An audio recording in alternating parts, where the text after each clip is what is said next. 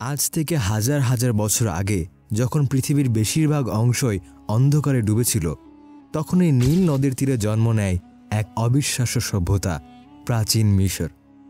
এই সভ্যতা কেবল পিরামিড আর মমির জন্যই বিখ্যাত নয়, বরং এর অগ্রগতি, সংস্কৃতি এবং বিজ্ঞান আজও আমাদের বিস্মিত করে। তো চলুন শুরু করা যাক মানব ইতিহাসের সর্বশ্রেষ্ঠ সভ্যতা, প্রাচীন মিশরের যাত্রা। প্রাচীন মিশরীয়দের জীবন সম্পূর্ণভাবে নীল নদের ওপর নির্ভরশীল ছিল। প্রতি বছরই নদীর বন্যায় উর্বর কাদা জমত, যা চাষাবাদের জন্য ছিল এক স্বর্গীয় উপহার। এই কারণেই মিশরকে বলা হয় নীল নদের দান। কিন্তু শুধুই কি কৃষি? মিশরীয়রা গড়ে তুলেছিল এক বিশাল সাম্রাজ্য, যার শাসক ছিলেন স্বয়ং ফারাও। গিজার মহাপিরামিড এখনও বিশ্বের সপ্তাশ্চর্যের মধ্যে একমাত্র টিকে থাকা স্থাপত্য।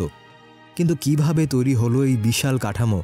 আধুনিক প্রযুক্তি ছাড়াই কিভাবে হাজার হাজার টন পাথর তারা এত নিখুঁতভাবে সাজালো, এই এক জটিল রহস্য, যার বাস্তবিক কোনো ব্যাখ্যা আজ পর্যন্ত কেউ দিতে পারেনি।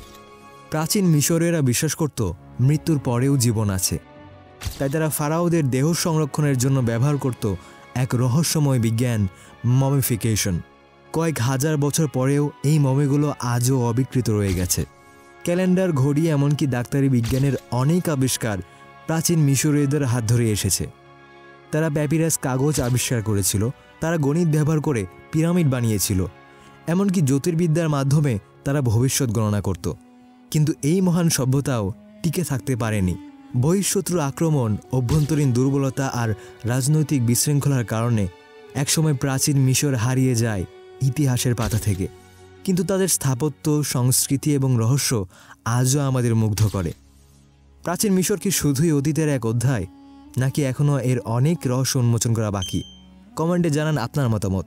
আর যদি ভিডিওটি ভালো লেগে থাকে তাহলে অবশ্যই লাইক দিন এবং শেয়ার করুন আপনাদের প্রিয়জনদের সাথে। এমন আরও ভিডিও পেতে সাবস্ক্রাইব করুন আমাদের ইউটিউব চ্যানেলটি।